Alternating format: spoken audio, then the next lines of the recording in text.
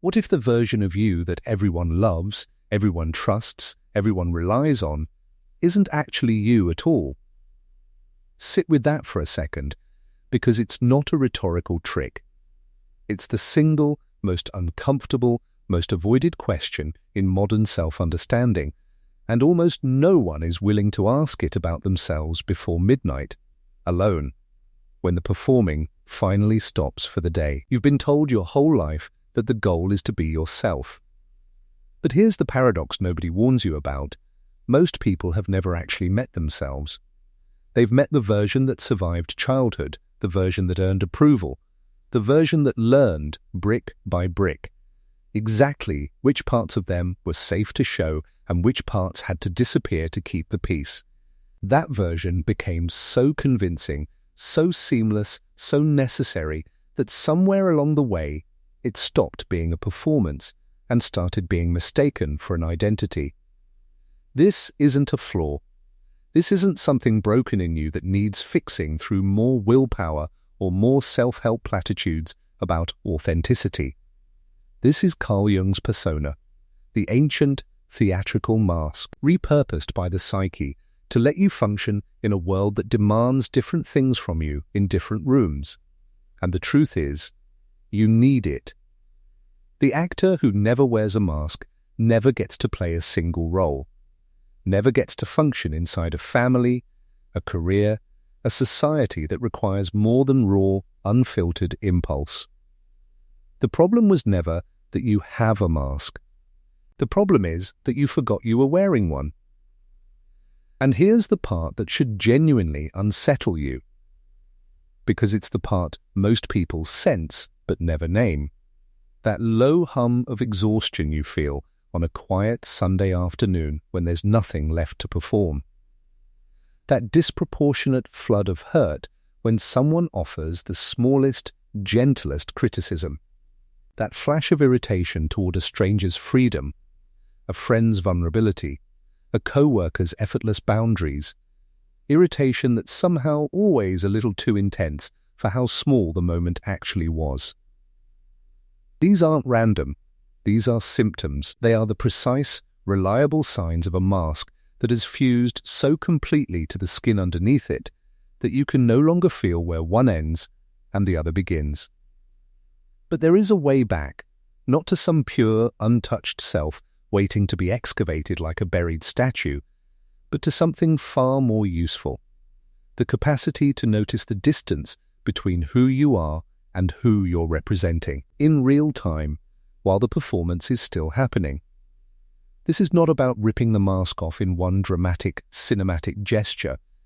It's about learning to remember your own face while you're still wearing it. And by the end of this, you're going to understand exactly where your mask was built, exactly when it fused to your skin, and exactly what it's been quietly forbidding you from feeling for years, so that you can finally, consciously, choose to wear it instead of disappearing into it. There's a moment every single morning that you've lived through thousands of times and never once questioned. You stand in front of the mirror and a face looks back at you. You think you know that face. You think you know the person behind it. But here's the strange truth that almost nobody stops to sit with. That version of you. The one standing alone in the bathroom at 6 in the morning, half awake, unguarded, unwatched, that version exists for an audience of exactly one. No one else will ever meet her. Not your closest friend, not your partner, not your own mother. The moment another person walks into the room, something shifts. Not dramatically, not even consciously, but it shifts. A different posture, a different voice slightly, a different rhythm to your breathing. This isn't deception. This is the architecture of being human. And yet, somewhere along the way, most people lose the thread between the one in the mirror and the one who walks out the door.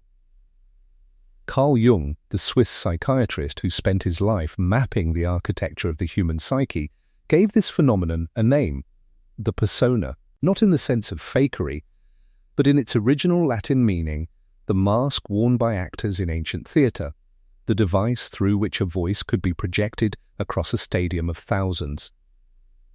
The persona was never meant to be a lie. It was meant to be a vehicle, a way of being heard, a way of functioning inside a world that demands different things of us in different rooms. The problem isn't that you have a persona. Every functioning adult does. The problem starts when you forget there's a difference between the actor and the mask, when you walk off stage and forget to take it off. Here's the question worth sitting with, the one that this entire journey is going to keep circling back to. Do you still know who's underneath? Not who you present at work, not who you are in front of your family, where old roles get assigned the second you walk through the door. Not who you are in your most curated photo, the one with the lighting just right. Underneath all of it, is there someone home? Most people go their whole lives without asking this question directly, because the question itself feels almost dangerous.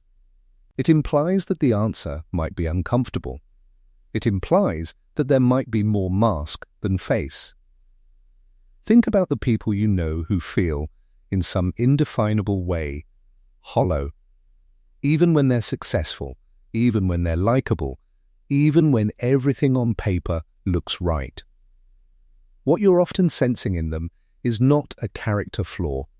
It's distance, the distance between who they are and who they've been performing for so long that the performance became the only thing left. This is not a story about villains or shallow people. This is a story about every single one of us, because the mask is not optional. It's necessary for survival in a social world.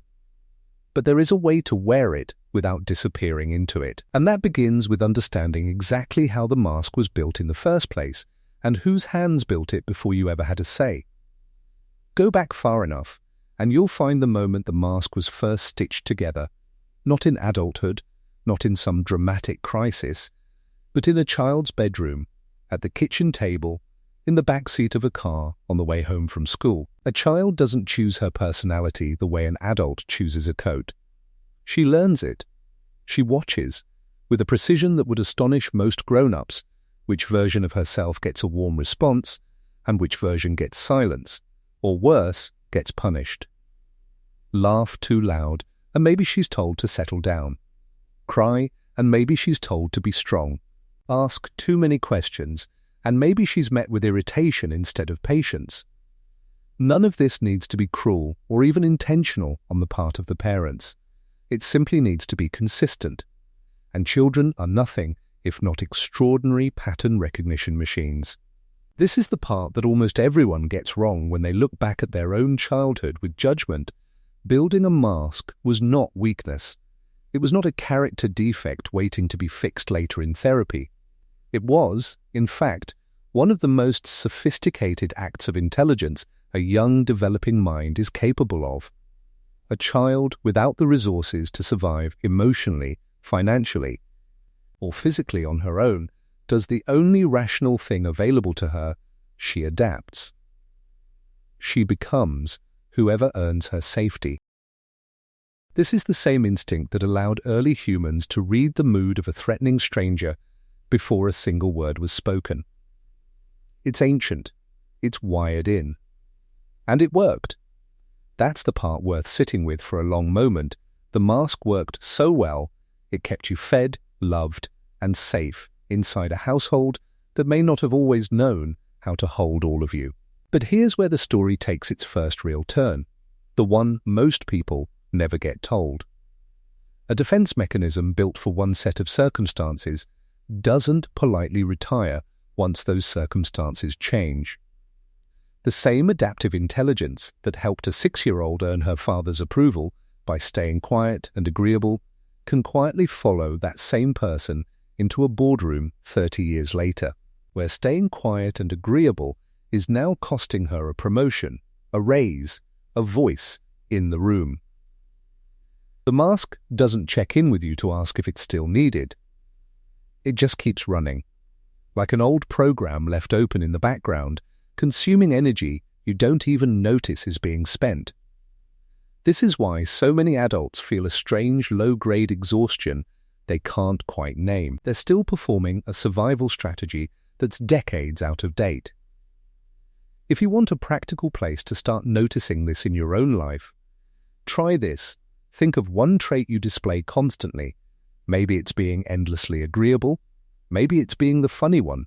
Maybe it's being fiercely independent and needing no one. Now ask, gently, without judgment, who needed this version of me to survive? A parent who couldn't handle conflict? A household where attention was scarce and had to be earned through achievement? You're not doing this to assign blame. You're doing this because the mask that was once intelligence can only become a prison if it stays invisible. And the moment it becomes visible, the moment you can finally see the stitching, something in you starts to loosen, because you're about to discover exactly when that invisible mask stopped feeling like something you wear and started feeling like something you simply are. There is a precise point in every person's story, though almost no one can name the date, because it never announces itself, where the mask stops being something worn and becomes something believed. It isn't the day the persona was created. The persona is built early, piece by piece, the way described before. No, the real turning point is quieter and far more dangerous than that. It's the day you stop noticing you had it on at all. Think about the first time you ever wore glasses, if you wear them, or the first time you put on a watch. For the first few days you feel it. You're aware of the weight on your wrist, the frame against your nose. And then, almost without you marking the moment, it disappears from your awareness entirely. It becomes part of your face. This is precisely what happens with the mask, except what disappears isn't a small piece of metal or plastic. What disappears is your ability to tell the difference between the actor and the role. The metaphor most people reach for here is clothing. You put on a costume, you take it off. But that image is too easy, too reversible, and it doesn't capture what's actually happening inside the nervous system. A far more honest metaphor is callousing. Think of a guitarist's fingertips, or a dancer's feet, or the palms of someone who's worked with their hands for years. Calluses form for an excellent reason. They protect soft tissue from a repeated source of friction or pain. But calluses come with a trade-off that nobody mentions when they're forming. The very thickness that protects you also dulls your sensitivity. You stop feeling the small things. A light touch, a gentle signal, a quiet ache that used to mean something. It just doesn't register the way it once did. The mask works exactly like this. It thickens to protect you from rejection, from judgment, from the particular pain of being truly seen and found wanting. And in doing its job well, layer after layer, year after year, it eventually thickens to the point where you can no longer feel what's happening underneath it. This is the moment of fusion, when the calloused layer becomes indistinguishable from skin. You stop asking, what does this situation call for, and start simply reacting, automatically, the way you always do. Because there is no longer a you making a choice between the mask and the face. There's just the mask running the show. People in this state often describe their lives in eerily passive language without realizing it. That's just how I am. I've always been like this. I don't really get emotional. Notice the finality in those phrases. There's no longer a sense of having chosen a way of being. There's only identity, fixed and solid, as if it had never been built by anyone at all. The honest, slightly uncomfortable question worth asking yourself right now is this: where on your body, metaphorically speaking, have you gone numb? Where have you stopped feeling the small signals that something costs you, that something isn't quite right, that a yes you just gave was actually a no wearing a callus? This isn't a question with an easy answer, and it shouldn't be, but there is one place this numbness reveals itself with almost perfect reliability. One diagnostic moment that exposes the fusion faster than almost anything else in daily life, and it has nothing to do with how you act when things are going well. If you want to find the exact spot where the mask has fused to the skin, don't watch a person during their best moment. Watch them during criticism. Not even harsh criticism. Sometimes the smallest, most offhand comment is enough to reveal it.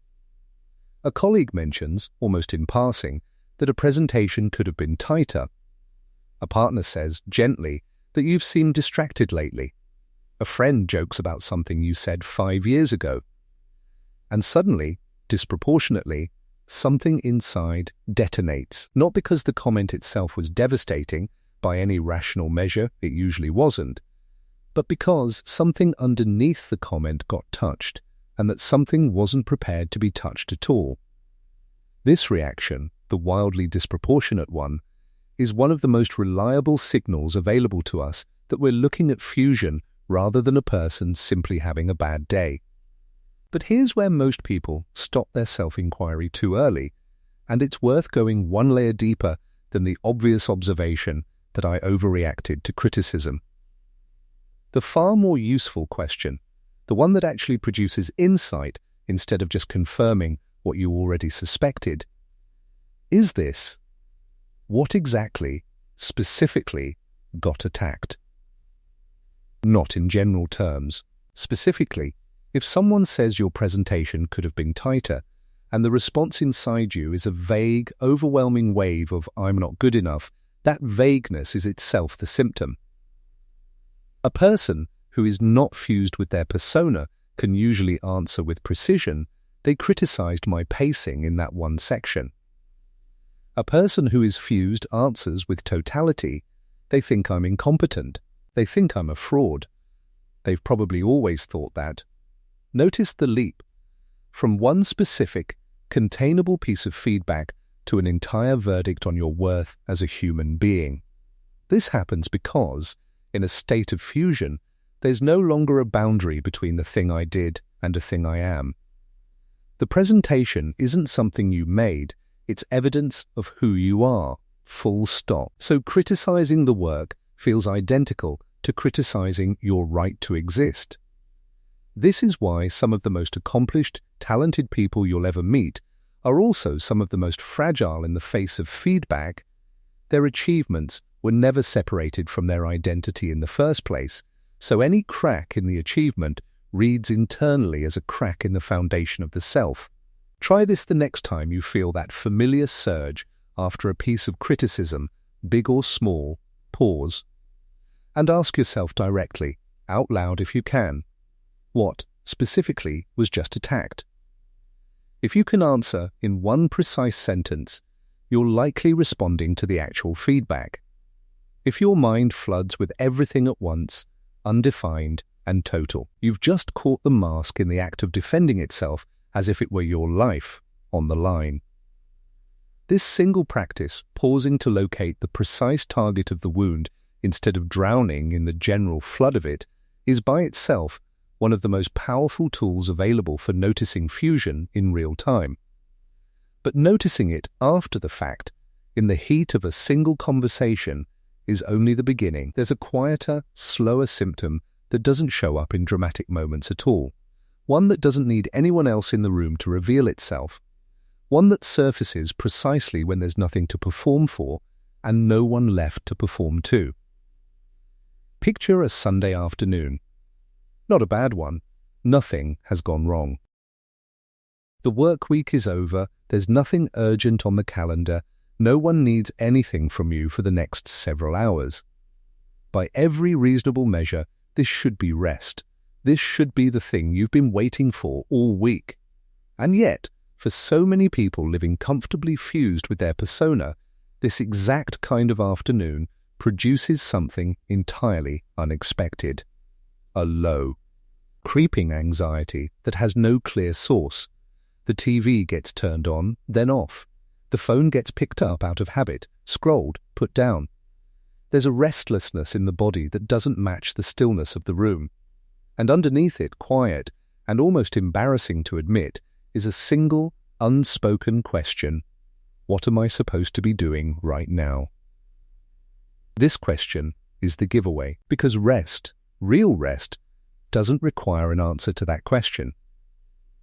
Rest is precisely the state of having nothing to prove and no one to prove it to. But if your sense of self has become inseparable from your function, the role you play at work, the role you play as a parent, the role you play as the reliable one, the competent one, the one who has it together, then the absence of function doesn't feel like peace. It feels like disappearance. If there's no task to perform, and the persona only exists in relation to performance, then for a few unbearable hours, there's a felt sense of not existing at all. This is why so many capable, driven people fill every spare hour with something, a project, an errand, a scroll through an inbox that doesn't actually need attention, not because they love the activity, but because stillness has quietly become unbearable. This is the invisible price of fusion, and it's almost never named correctly. People call it burnout, and reach for more vacation, more sleep, more time off, and then return from that vacation just as exhausted as before, sometimes more so, because the vacation itself became another performance to manage. The exhaustion was never really about hours worked. It was about the unbroken, decades-long effort of maintaining a character with no backstage. Imagine an actor who never leaves the theatre, who eats in costume, sleeps in costume, and has long since lost the script for who they were before the role began. That actor isn't tired from acting.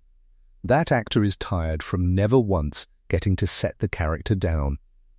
If this Sunday afternoon feeling sounds familiar, here is a small but honest practice worth trying this week.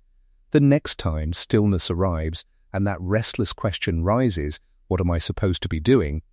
Don't reach for the phone. Sit with the discomfort for just 2 or 3 minutes and notice it as information rather than a problem to solve. That discomfort is showing you exactly how fused you've become and where the fusion runs deepest. And once you can feel that discomfort clearly, without immediately fleeing from it, you're ready to understand something stranger and more uncomfortable still. The way everything you've worked so hard to suppress in yourself doesn't simply vanish. It goes somewhere, and it tends to come back wearing someone else's face. There's an old idea, found across nearly every wisdom tradition in some form, that what is pushed down doesn't disappear, it simply changes address. The alchemists had a phrase for a related principle, as above, so below, the notion that the hidden and the visible mirror each other in ways we rarely have the patience to trace. Translated into the language of the psyche, the idea becomes something like this. Whatever you exile from your own self-image doesn't vanish into nothing. It goes underground, into what Jung called the shadow, and from there it doesn't stay quiet. It finds its way back into your life, but disguised, usually wearing someone else's face, showing up as an emotional reaction to another person that feels far too intense for the situation at hand. Here is the practical, almost uncomfortable test of this principle. Think about the trait in other people that genuinely gets under your skin, not mild annoyance, but the thing that makes your blood actually rise. Maybe it's a coworker who seems to do whatever they want without a shred of guilt, and something in you seethes every time you watch it. Maybe it's a friend who cries openly, unselfconsciously, in front of others, and you feel a flash of something between embarrassment and contempt watching them do it. Maybe it's someone who left a stable career to chase something uncertain, and you find yourself, almost against your will, looking for reasons to dismiss the decision as reckless or naive. In nearly every case like this, the intensity of the reaction is the clue. Mild dislike is just preference.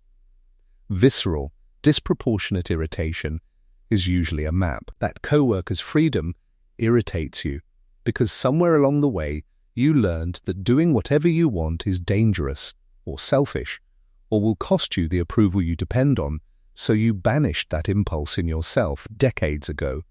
And seeing it walk around freely in someone else feels like watching a rule you sacrificed for get casually broken by someone who never even had to make thee.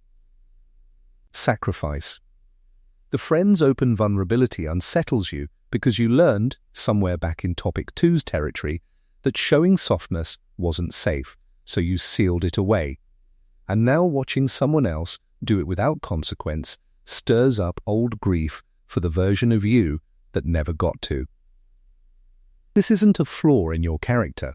It's information, and it's remarkably precise information if you're willing to read it honestly instead of defensively. So here's a practice worth trying the next time irritation rises sharply towards someone for what seems, on the surface, like a small thing. Instead of asking, "Why are they like this?" ask, "What does this reaction tell me about what I exiled in myself?" Keep a short, honest list this week. Not of what you're hiding, which is nearly impossible to see directly, but of who irritated you and why. Because envy and contempt are two of the most reliable, specific instruments you have for locating exactly where your own mask drew its hardest lines. And once you start collecting that list, you'll begin to notice something else entirely.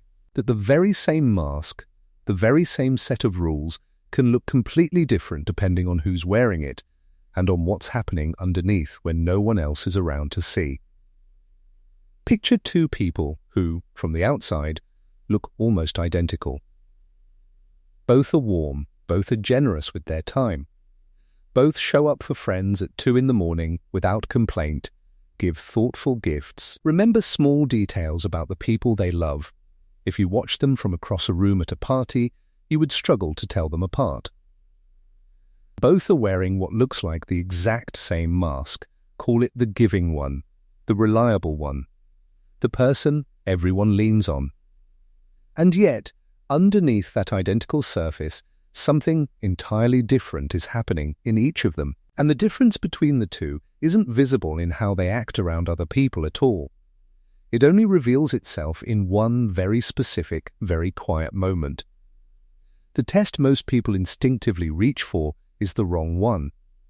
They imagine the difference shows up in how each person receives praise. Does she deflect a compliment? Does she glow? Does she need it?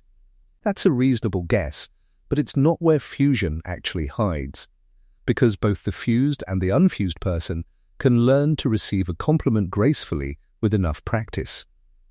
The far more revealing question is this: what does each of them feel when no one is watching and there is nothing left to do? Take away the friend who needs help at 2 a.m. Take away the dinner party where everyone needs hosting. Take away every audience, every task, every reason to perform the role of the giving one. And what's left in the room? For the first person, what's left is simply her. Maybe she's tired. Maybe she's content. Maybe she's a little bored, the way anyone is on a quiet Tuesday evening. But there's a person there, whole and intact, who happens to also be generous when generosity is called for. The giving isn't who she is, it's something she does, freely chosen, springing from abundance rather than necessity. For the second person, that same empty room produces something closer to dread, or a strange flatness, or an almost frantic search for something, anything, to do, because for her, the giving was never an expression of who she is. It was the entire structure holding her sense of self together. Remove the role, and there's genuinely nothing certain underneath it that she can locate. This is the test worth carrying with you far longer than any conversation about criticism or compliments. Not how do I feel when someone needs me, but who am I when absolutely no one does? Sit with that question honestly, without rushing to answer it well, and you'll learn more about your relationship to your own mask in 30 seconds of silence than in years of analyzing how you behave in front of other people. And once you've sat with that emptiness, even briefly, even uncomfortably, you're finally ready for something practical.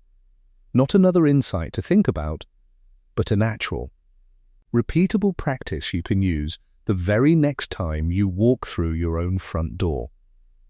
Insight without practice has a short shelf life.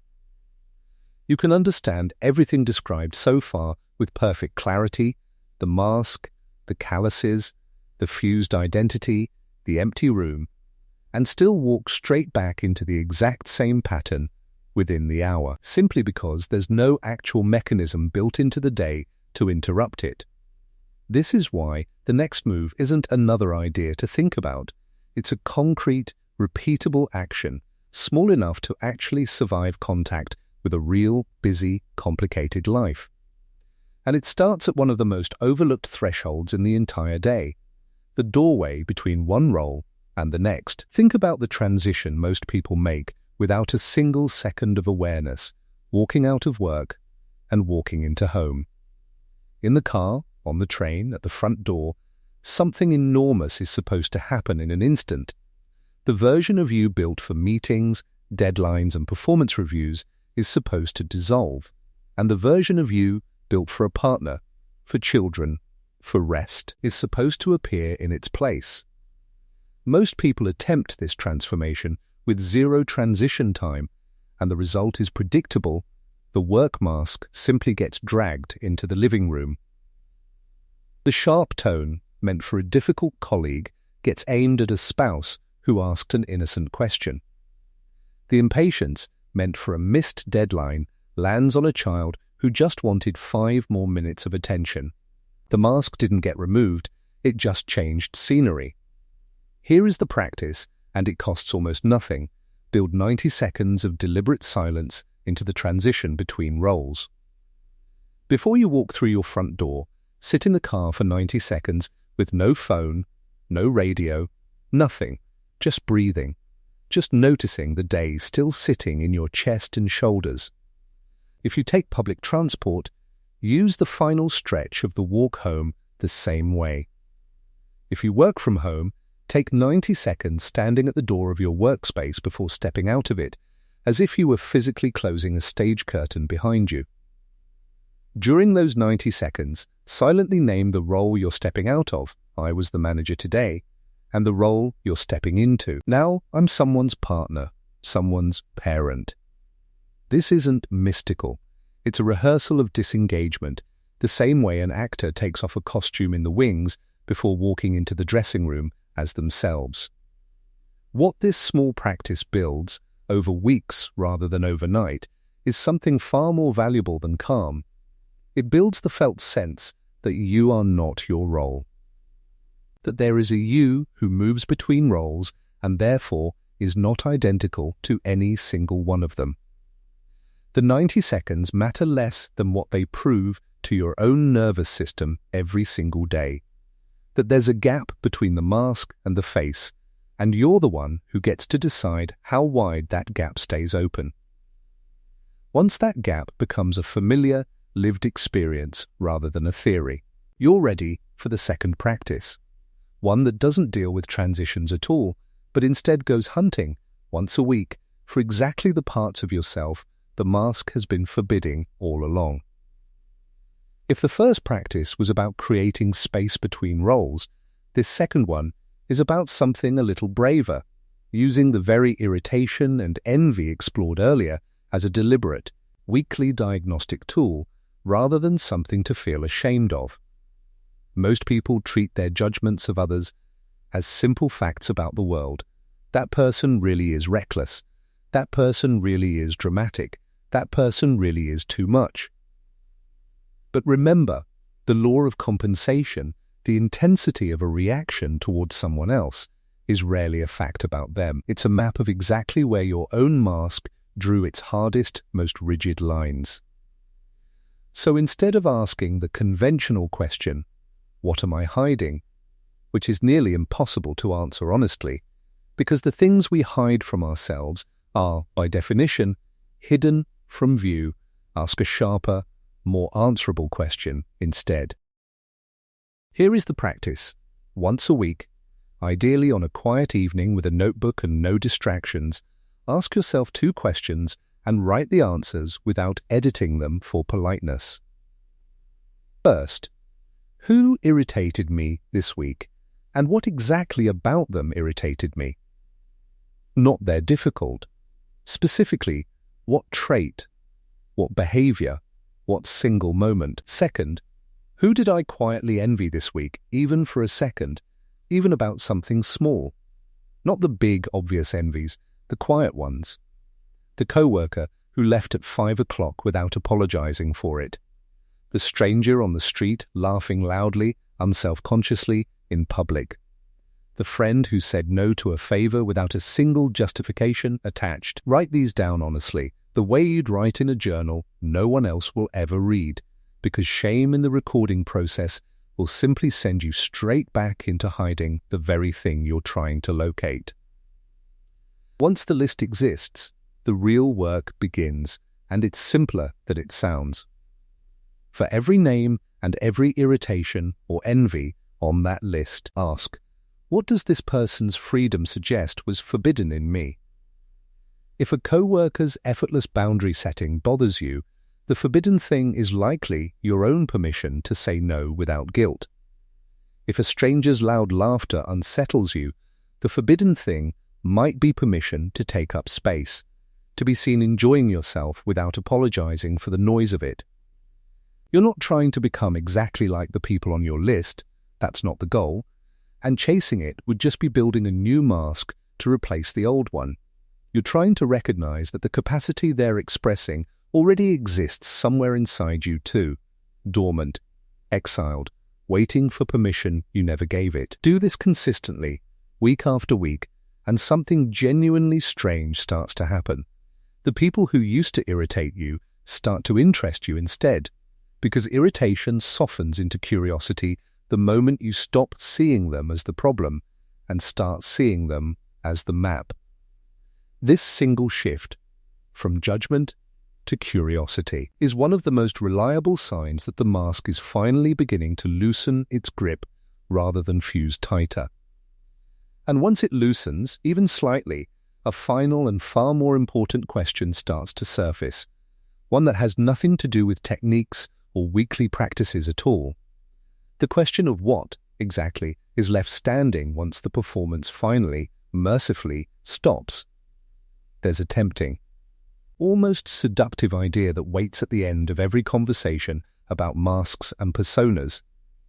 The idea that somewhere underneath all the performing, all the calluses, all the inherited roles, there's a pure, untouched, real self just waiting to be excavated. Like a statue buried under layers of dust that only needs the right amount of brushing away. It's a beautiful image. It's also, in the end, a little misleading. Because what actually waits underneath the mask isn't a finished thing at all. It's not a static self you simply find once and possess forever afterward, like a diploma or a key that unlocks a door for good. What waits underneath is something far more alive and far more demanding than that. What you actually find, when the performing quiets down even briefly, isn't a static identity, it's a capacity. Specifically, the capacity to notice, in any given moment, the distance between who you are and who you're currently representing to the world. That's the entire skill. Not eliminating the persona, remember, the persona is necessary. The vehicle, the voice projected across the stadium. But staying awake enough to feel the difference between the actor and the role while the performance is still happening. This capacity isn't acquired once and kept forever, the way you might earn a certificate. It has to be exercised again and again, the way a muscle is exercised. Because the moment you stop paying attention, the mask quietly grows back over the gap, callus over callus, until you've forgotten the gap was ever there to notice in the first place. This is why the goal was never to tear the mask off entirely and stand there, bare, raw, unmasked in some final dramatic gesture. That image, however cinematic, isn't actually how integration works, and chasing it usually just produces a different kind of exhaustion. The exhaustion of performing authenticity itself as a new persona. The real goal, the quieter and far more sustainable one, is to remember your own face while you're still wearing the mask.